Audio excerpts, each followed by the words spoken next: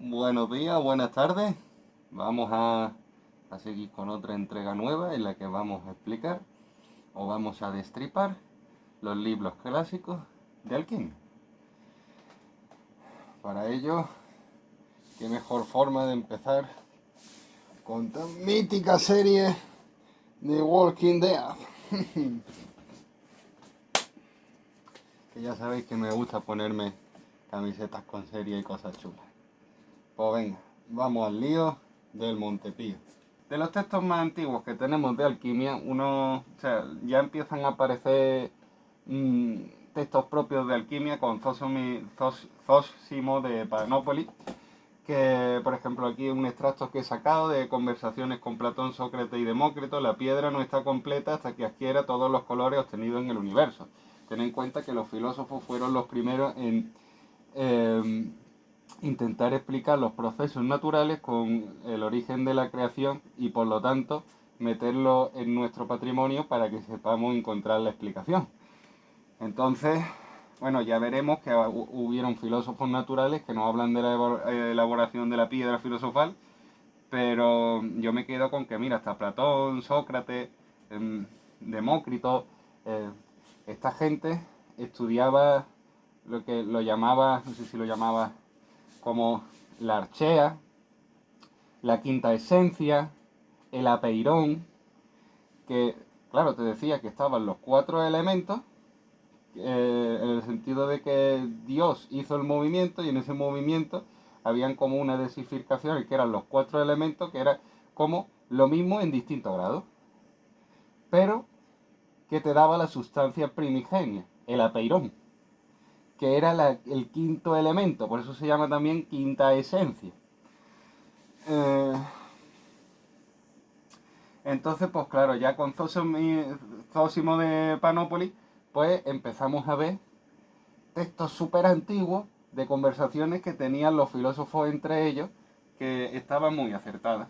Después pasamos al Gloria Mundi, que no estoy seguro, pero me parece que fue el que envió, el que mandó, porque esto no, nadie ha hecho el Gloria Mundi, ¿saben? No se sabe quién lo hizo, no se sabe quién... a ver si me explico. Que los textos clásicos de alquimia se traducen y se intentan recuperar, y ya está, es lo que se ha hecho a lo largo de la historia.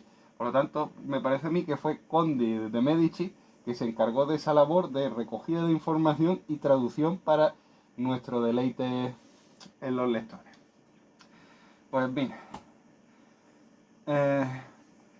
unos alquimistas piensan que la historia de la piedra se remonta hasta la creación del mundo en las religiones cristianas, judía e islámica, donde el primer hombre, Adán, recibe el conocimiento de la piedra en manos de Dios. Al ser desterrado, bueno, no lo he dicho, pero es del jardín del Edén. Pasando entre los patriarcas bíblicos que gozaban de sus tributos. Dios le concedió a Adán todo tipo de sufrimientos y enfermedades, pero en su misericordia también le demostró una medicina con la que remediar los defectos que el pecado le habría brindado. Con la ayuda de esta medicina, muchos hombres tras la muerte de Adán procuraron para sí mismos una perfecta salud y gran longevidad. Así, todo el que tenía este conocimiento de esta medicina llegaba a los 300 años, 400, 500... 900 como Matusalén, y no es. Vamos a ver. Estos años son una burrada. También os tengo que decir una cosa. Se demuestra que a más nos acerquemos a nuestros tiempos, menos dura el poder de la piedra filosofal. Seguramente será porque como está cogida del aire y el aire cada vez está más impuro, pues hay que hacerle o más procesos o más destilaciones para quitarle las impurezas, o cada vez va obteniendo el poder de la naturaleza que le da, pues se ve reducido. Son conclusiones e hipótesis que ya las vais a ver. Otra cosa que decir de aquí, si os fijáis, todos los filósofos naturales duran una burrada de años. Tantos como los primeros que ya hemos visto de, yo qué sé, como Matusalén y eso, no. Pero desde luego sí da que sospechar, porque si una persona en aquellos tiempos antiguos duraba la edad de Jesucristo, 30 y pico años, estamos hablando de que hay filósofos naturales que aguantaban en esa misma época 100 años, 90, 80, eso es una burrada. Es que no estamos hablando de que le triplican la, la edad, es que es mucho más. Es, yo os digo, una santa burrada.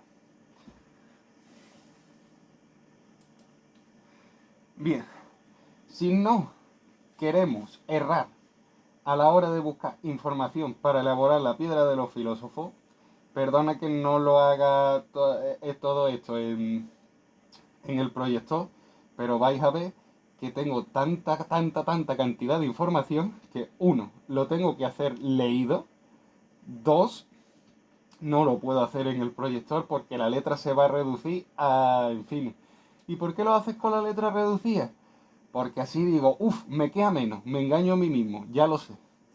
Y también porque va a ser más cómodo pasarlo con el ratón aquí que estando levantado, así que lo siento mucho, pero esta sección la mayoría va a ir por aquí. Texto bíblico, Éxodo 16:31, versículo concepto, y la casa de Israel le puso el nombre de Maná. Ya están apareciendo, acordarse del maná. Yo ya todas estas cosas no las explico porque doy por hecho de que me habéis atendido en diapositivas anteriores o en secciones anteriores que hemos hecho en la cabaña del druida. Y era como la semilla de cilantro, blanco, y su sabor era como las hojuelas con miel. Josué 5:12, versículo concepto, y el maná cesó al día siguiente que habían comido del producto de la tierra, y los hijos de Israel no tuvieron más maná, sino que comieron del producto de la tierra de Canaán durante aquel año. O sea, te está diciendo que es como se especificaba en el jardín del Edén, que no necesitaban alimento.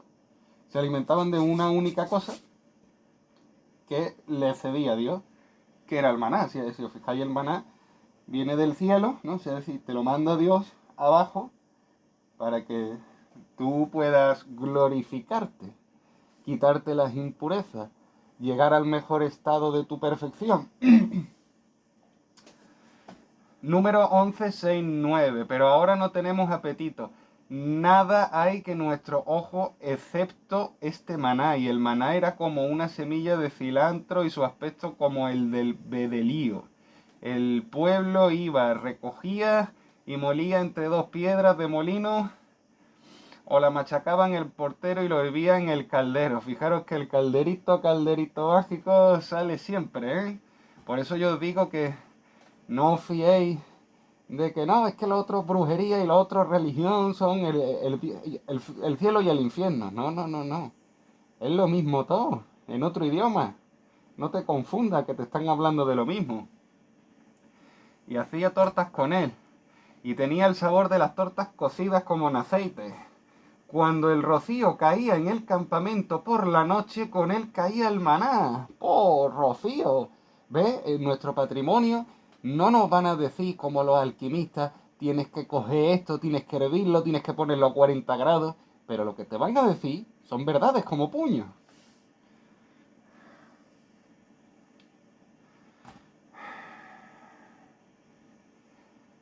Proveíste pan del cielo para su hambre. Ya te está llamando el maná y te lo está refiriendo como pan del cielo. Es decir, que eso es alimento de dioses. Le sacaste agua de la peña para su sed, y le dijiste que entraran a poseer la tierra.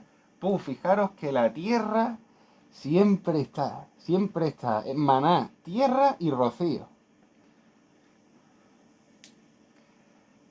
Que tú habías jurado darles, vale, 78, 24, 25. Hizo llover sobre ellos maná para comer, y les dio comida del cielo.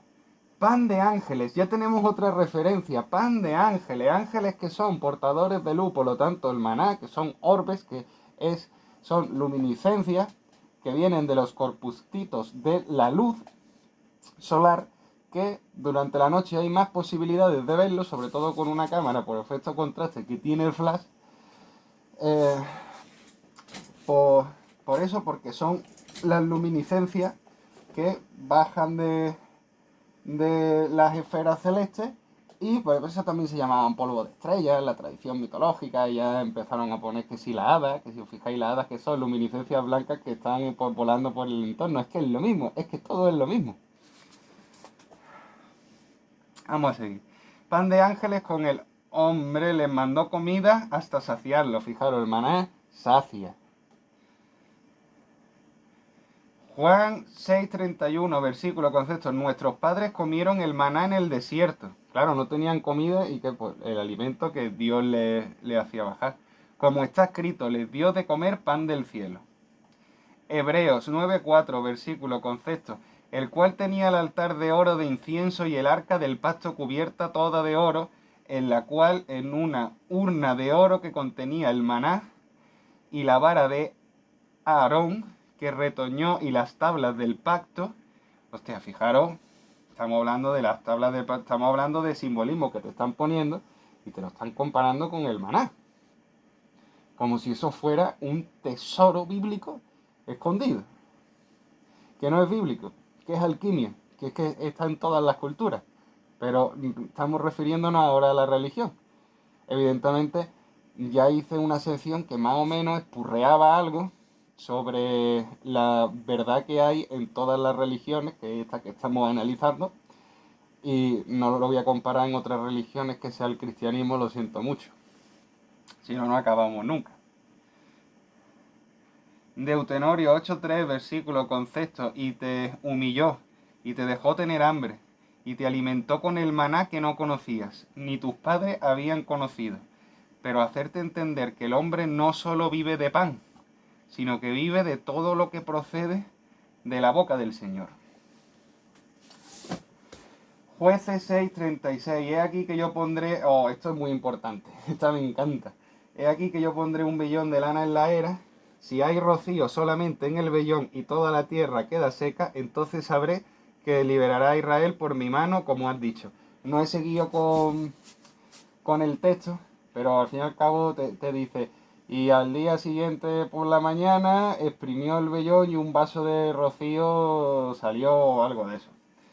¿Por qué he puesto estas imágenes del Mutus Libre? Joder, porque son vellones y son alquimistas exprimiendo los vellones que caen en un plato. Y esto lo han sacado de la Biblia, señores.